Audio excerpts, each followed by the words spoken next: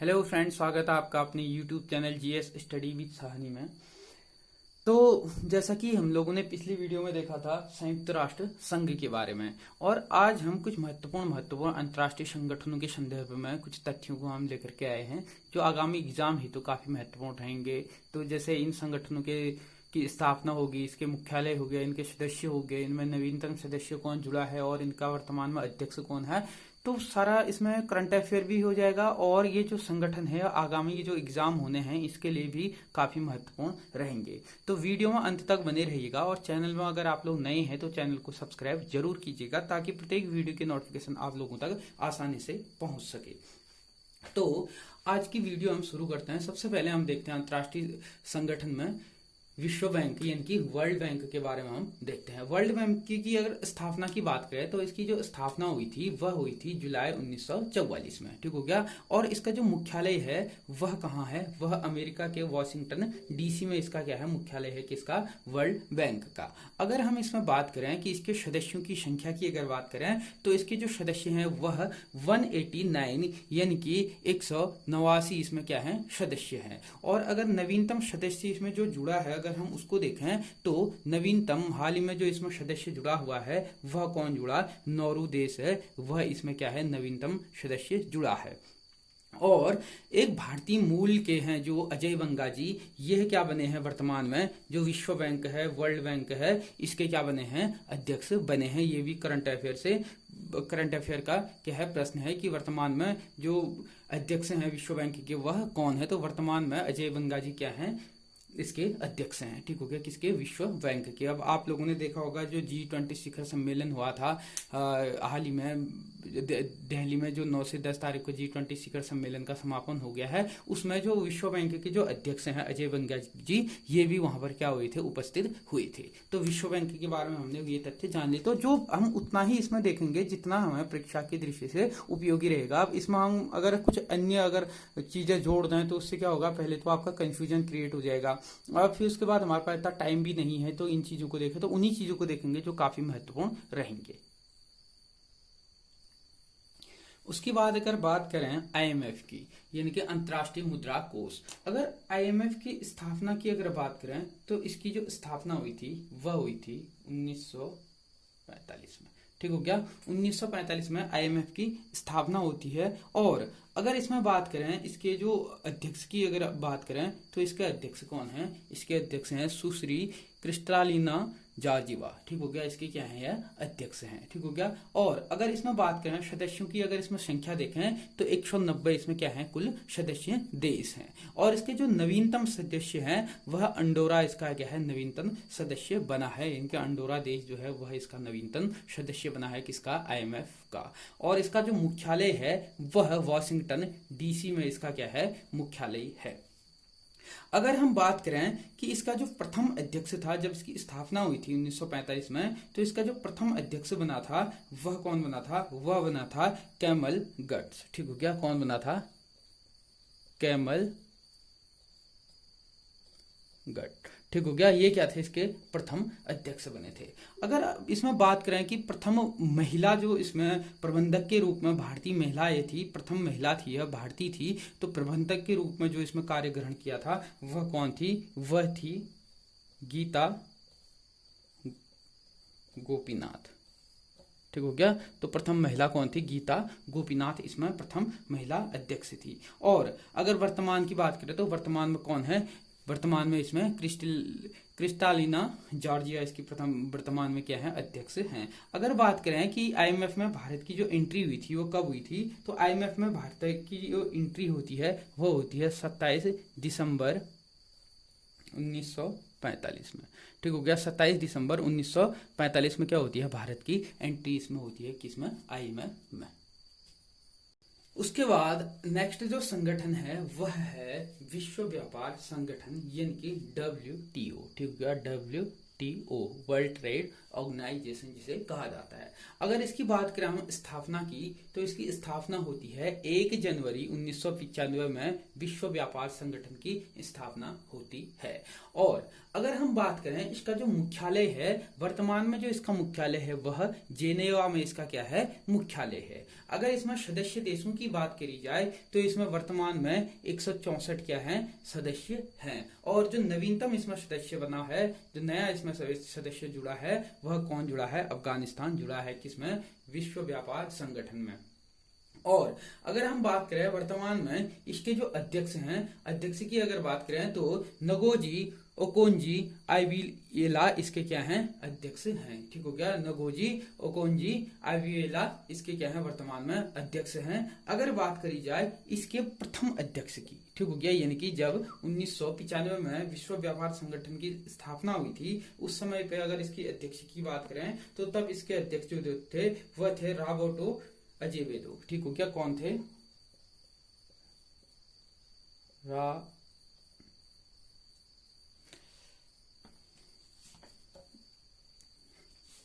थे रॉबर्टो आइविएला। ठीक हो गया, तो इस टाइम पे कौन थे, ये इसके अध्यक्ष थे जब इसकी स्थापना होती है।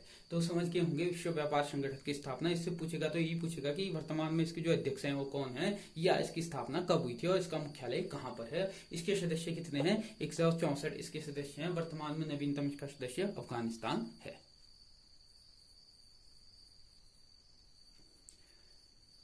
इसके बाद नेक्स्ट है एशियाई विकास बैंक, यानी कि एडीबी, एशियाई डेवलपमेंट बैंक।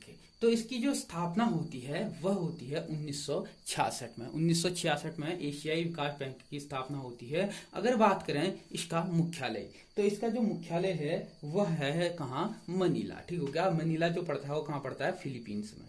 ठीक हो गया, फिलीपींस में पड़ता है क्या, मनीला।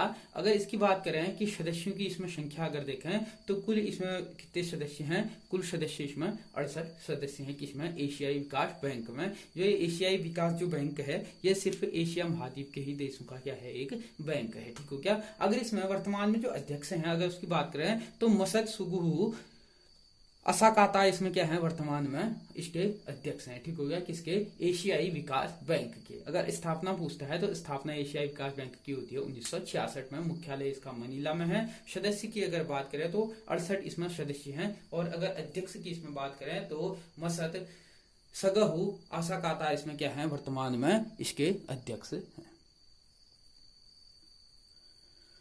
उसके बाद नेक्स्ट है आसियान, यानी कि दक्षिण पूर्वी एशियाई देशों का एक संघ है क्या, आसियान। अगर आसियान की स्थापना की अगर बात करें तो आसियान की स्थापना होती है 8 अगस्त 1967 में। ठीक हो गया, और अगर इसका मुख्यालय हम देखें तो इसका मुख्यालय है जकार्ता में। ठीक हो गया, मुख्यालय इसका जकार्ता इंडोनेशिया में है। और अगर इसमें सदस्यों की बात करें तो कुल इसमें जो सदस्य हैं वह कितने हैं, 10 इसमें कुल सदस्य हैं। ठीक हो गया, कौन कौन से है, एक तो हो गया इंडोनेशिया हो गया, फिलीपींस हो गया। ठीक हो गया, इंडोनेशिया हो गया, फिलीपींस हो गया, मलेशिया हो गया। ठीक हो गया, मलेशिया हो गया, सिंगापुर हो गया, थाईलैंड हो गया, ब्रुनेई हो गया, ब्रुनेई हो गया, वियतनाम हो गया, लाओस हो गया, लाओस, म्यांमार। ठीक हो गया, कितने हो गए, 1 2 3 4 5 6 7 8 9। ठीक हो गया, म्यांमार हो गया। और इसमें जो नया जो देश है कंबोडिया। ठीक हो गया, कंबोडिया। ठीक हो गया, ये कितने, 10 इसमें देश हैं। ठीक हो गया, और अगर वर्तमान में इसमें अध्यक्षता देखें तो इसकी किसके पास है, इंडोनेशिया के पास इसमें वर्तमान में क्या है, इसकी अध्यक्षता है किसके पास, इंडोनेशिया के पास। ठीक हो गया, इंडोनेशिया के पास इसकी अध्यक्षता है। और हाल ही में बोले तो 5 सितंबर को इसका 43 कौन सा 43वें नंबर का शिखर सम्मेलन हुआ है 5 सितंबर 2023 को। ठीक हो गया। कहां पर हुआ है यह? इंडोनेशिया में। ठीक हो गया। इंडोनेशिया की राजधानी जकार्ता में क्या हो रखा है? यह सम्मेलन हो रखा है। कौन सा? 43वां शिखर सम्मेलन किसका? एशियाई यानी कि आसियान का 43वां शिखर सम्मेलन 5 सितंबर 2023 को हुआ है। कहां पर? इंडोनेशिया के जकार्ता में हुआ है। तो ये प्रश्न इंपोर्टेंट हो जाता है किसमें? परीक्षा की दृष्टि से, कि अगर पूछ देगा, करंट अफेयर से पूछेगा तो इसका सम्मेलन कब हुआ है, तो 5 सितंबर को इसका सम्मेलन हुआ है। कहां हुआ है? इंडोनेशिया में। वर्तमान में इसकी अध्यक्षता भी किसके पास है? इंडोनेशिया के पास है। मुख्यालय भी इसका कहाँ है? जकार्ता में है। इसलिए भी ये इंपॉर्टेंट हो जाता है। इसकी स्थापना अगर पूछता है तो 8 अगस्त 1967 में इसकी स्थापना होती है। किसकी? आसियान देशों की। ठीक हो गया। आसियान देश में कितने सदस्य हैं वर्तमान में? 10 इसमें सदस्य हैं। तो ये काफी इंपॉर्टेंट हो जाता है आसियान, तो इसको भी देख लीजिएगा।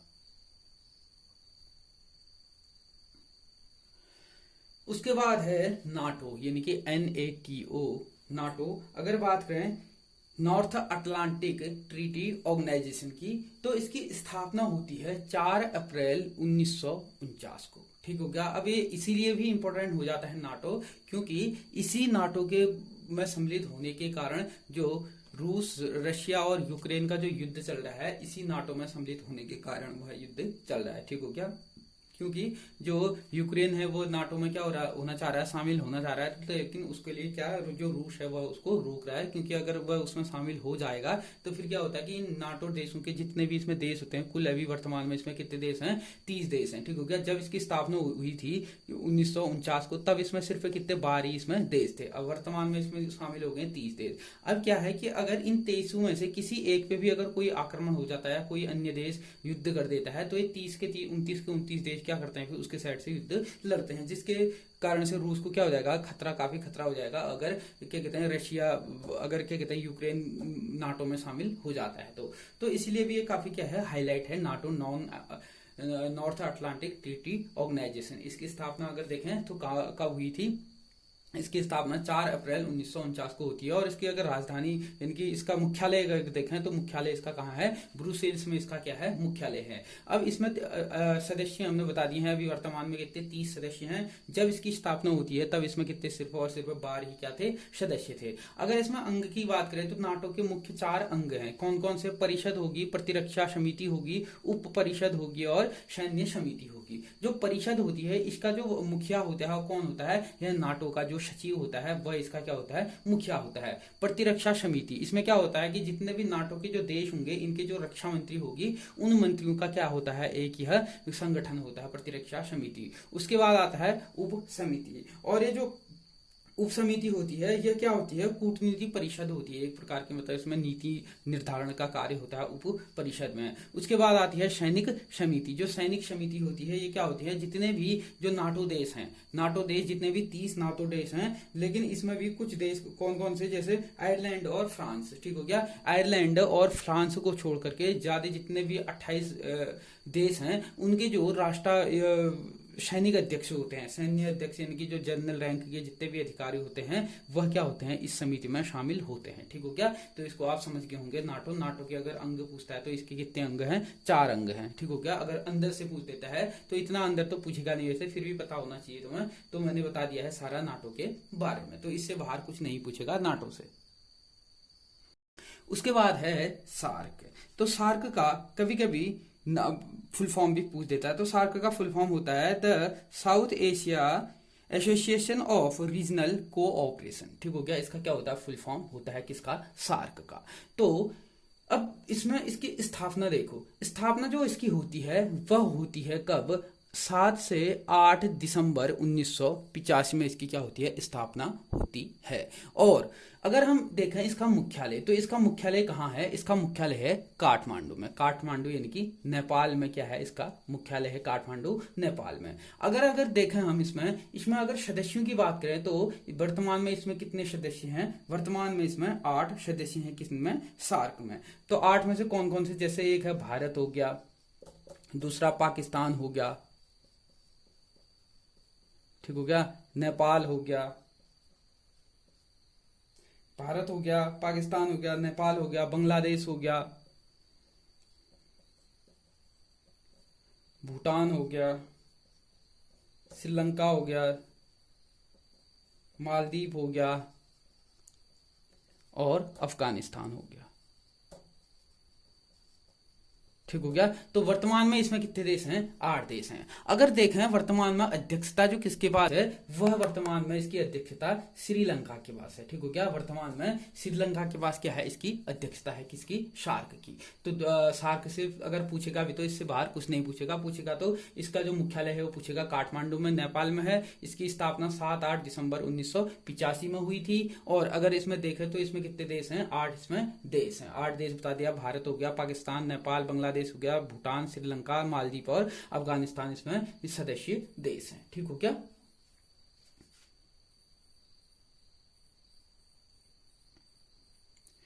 उसके बाद बात करते हैं हम नाम यानी कि गुट निरपेक्ष आंदोलन की। अगर बात करें गुट निरपेक्ष आंदोलन का जो पहला शिखर सम्मेलन हुआ था, अगर उसकी बात करें तो इसका जो पहला शिखर सम्मेलन हुआ था वह कब हुआ था? वह हुआ था 1961 में। ठीक हो गया। 1961 में इसका क्या हुआ था? पहला शिखर सम्मेलन हुआ था, जो कहाँ हुआ था? बेलग्रेड में हुआ था। कहाँ हुआ था?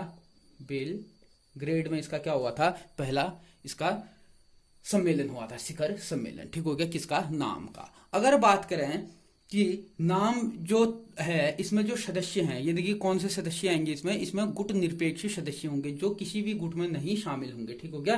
तो उसमें से अगर इसमें सदस्यों की बात करें तो वर्तमान में इसमें 120 के आसपास क्या है? सदस्य हैं। किसमें? गुट निरपेक्ष में। ठीक हो गया। अगर इसका सम्मेलन देखें, पहला जो सम्मेलन होता है वो कहाँ होता है? बेलग्रेड में इसका पहला सम्मेलन होता है। और इसमें वही देश होते शामिल हैं जो किसी भी गुट यानी कि चाहे जब जिस टाइम शीत युद्ध का दौर चल रहा था, जिस टाइम दो ध्रुवों में बढ़ गया था विश्व। ठीक हो गया। एक हो गया था सोवियत रूस का गुट और एक हो गया था कौन सा? संयुक्त राष्ट्र अमेरिका का। लेकिन इन लोगों के 120 के आसपास जो देश थे, इन्होंने किसी भी गुट में जाना प्रेफरेंस नहीं दिया। तो इनने एक अपना आंदोलन चलाया था, गुट निरपेक्ष आंदोलन, जिसका पहला जो सम्मेलन होता है वह कहां पर होता है? वह होता है बेलग्रेड में। कहां? कब? 1961 में। ठीक हो गया। इसका मतलब ही, इनका मकसद ही था कि किसी भी क्या कहते हैं गुट में शामिल न होना। अब बात करें अगर इसके अध्यक्षता की, तो जहां भी इसका सम्मेलन होता है वही देश इसका क्या होता है? अध्यक्ष हो जाता है। ठीक हो गया। और अगर बात करें इसका सचिवालय की, तो इसका सचिवालय कहाँ है? काठमांडू में है। ठीक हो गया। कहाँ है? काठमांडू में। ठीक हो गया। अगर सचिवालय की बात करें तो सचिवालय इसका कहाँ है? काठमांडू में है। और अगर इसका अध्यक्ष को देखें तो अध्यक्ष इसका वही देश होता है जहां पर ये क्या होता है? सम्मेलन होता है। ठीक हो गया। ये था नाम। उसके बाद बात करते हैं हम ब्रिक्स की। तो बी से हो जाता है ब्राजील, बी से हो गया ब्राजील, आर से हो गया रूस, रशिया, आई से हो गया इंडिया और सी से हो गया चाइना। ठीक हो गया। अब बात करें तो 2009 में इसकी जो स्थापना होती है ब्राजील, रशिया, इंडिया और चाइना के द्वारा 2009 में एक आर्थिक संगठन बनाया जाता है जिसका नाम क्या पड़ता है? ब्रिक्स। ठीक हो गया। जिसका नाम पड़ता है ब्रिक्स। अगर इसका बात करें, पहला जो इसका शिखर सम्मेलन की बात करें तो 2009 में इसकी क्या होती है? स्थापना होती है। और जो इसका पहला शिखर सम्मेलन होता है वह कब होता है? वह होता है 15 से 16 जून। ठीक हो गया। 15 से लेकर के 16 जून 2009 में। ठीक हो गया। 15 से लेकर के 16 जून 2009 में कहाँ होता है? रशिया यानी कि रूस में इसका सम्मेलन होता है। और रूस का शहर येकेटरिनबर्ग में इसका क्या होता है? सम्मेलन होता है। ठीक हो गया। कहाँ होता है? येकेटरिनबर्ग में। ठीक हो गया। यहां पर क्या होता है? इसका सम्मेलन होता है किसका? ब्रिक्स का। और ये आर्थिक एक संगठन है किस किसके द्वारा? ब्राजील, रूस, इंडिया और चाइना के द्वारा बनाया गया एक संगठन। कब बनाया गया था? 2009 में इसकी स्थापना होती है किसकी? ब्रिक्स की। तो ये भारत भी इसमें शामिल है, इसलिए ये क्या हो जाता है? इंपॉर्टेंट हो जाता है। उसके बाद हम बात करते हैं राष्ट्रमंडल की। तो राष्ट्रमंडल उन देशों का समूह है जो कभी ना कभी क्या रहा था? ब्रिटिश का क्या रहा था? अधीन रहा था। ठीक हो गया। कभी ना कभी किसका? ब्रिटेन का। कभी ना कभी ब्रिटेन का क्या रहा था? यानी कि ब्रिटेन का गुलाम रहा था, कहा जाए तो ब्रिटेन का कभी न कभी क्या रहा था, वह साम्राज्य कभी न अधीन रहा था। तो उसी को कहा जाता है राष्ट्रमंडल। तो राष्ट्रमंडल की जो स्थापना होती है वह होती है 1926 में। 1926 में क्या होती है, राष्ट्रमंडल की स्थापना होती है। अगर हम बात करें आधुनिक राष्ट्रमंडल की स्थापना की बात, तो आधुनिक राष्ट्रमंडल की स्थापना होती है 1949 से, जब भारत एक गणराज्य होने के नाते क्या किया गया था, इस राष्ट्रमंडल में भारत को शामिल कर लिया गया था। अगर इसकी स्थापना की बात करें तो इसकी स्थापना 1926 में होती है। अगर इसका मुख्यालय अगर देखें, इसका मुख्यालय अगर बात करें तो इसका मुख्यालय है लंदन में। ठीक हो गया, मुख्यालय है ब्रिटेन के लंदन में, इसका क्या है, मुख्यालय है। और अगर बात करें इसकी स्थापना की, तो स्थापना इसकी होती है 1926 में, और आधुनिक राष्ट्रमंडल की स्थापना 1949 में, जब भारत इसमें शामिल हुआ था तब हुई थी। अब यहां पर से एक प्रश्न क्या पूछता है, सबसे इंपॉर्टेंट, कि भारत ने राष्ट्रमंडल खेलों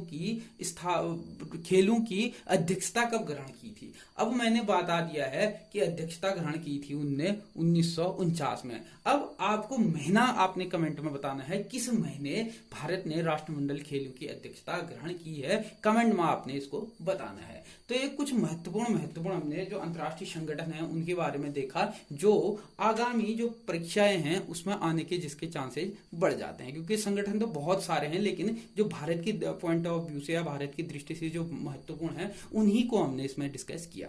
तो अगर वीडियो अच्छी लगी तो इसे ज्यादा से ज्यादा लोगों तक शेयर और सब्सक्राइब जरूर कीजिएगा। धन्यवाद।